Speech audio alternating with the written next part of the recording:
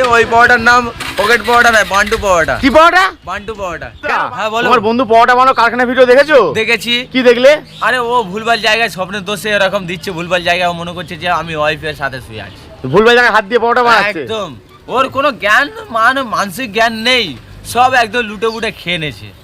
যেটুকু ছিল ভরসা সেইটুকুও মিলিয়ে দিল। তুমি কি ওই জন্য সরে গেছো? আরে ও তার আগের থেকে আমি তো সরেই ছিলাম। ওর কাছে কখন কাজ করতে গেলাম, ও যে বলছিল যে আমি নাকি ওর কাছে কাজ করেছি, তোমরা বলতে পারবে? উল্টে শালা ওকে আমি খাইয়ে এসছে। উল্টে তুমি খাইয়ে এসছো? হ্যাঁ। তো বোলাগাতে ছেড়েও খায়। ও বোলাগাতে ছেড়ে খায় বা এমনি আমার কাছেও তো খাতো। আর একটা যেটা শুনছিলাম ভিডিওর মাধ্যমে যে মেয়েদের নাম্বার চাই থেকে ধরা পড়ে গেছে বয়ফ্রেন্ডের হাতে। একদম। এ বাবা, মানে সুন্দরী মেয়ে দেখলেই।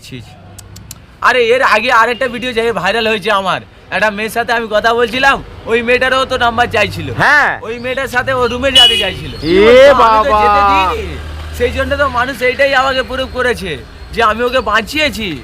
আমি ওর মরার পর থেকে জীবন নতুন আমি দিয়েছি। কোথায় যেতে চাইছিল? ও যেতে চাইছিল ওদের রুমে। রুমে? হ্যাঁ। এ বাবা, তো ওই আরো ভিডিওটাও আমি দেখাতে পারি। তুমি ওই জন্য- আগে যে ফার্স্ট ভিডিও যে একটা মেয়ে ছেলের দিকে আমি ঘুরে ফিরে তাকাচ্ছিলাম, হ্যাঁ। সেইটা যে জুম করে যে এটা রোস্ট করেছে, বলে আমি এখানে কাজ করতে আসি না, আমি মেয়েদের সাথে কথা বলতে আসি, সেই ভিডিওটা তো ওরও ছিল। সেই ভিডিওটা তো আমার করেছে। ও, তোমায় বদনাম করেছে। আমার বদনাম করেছে।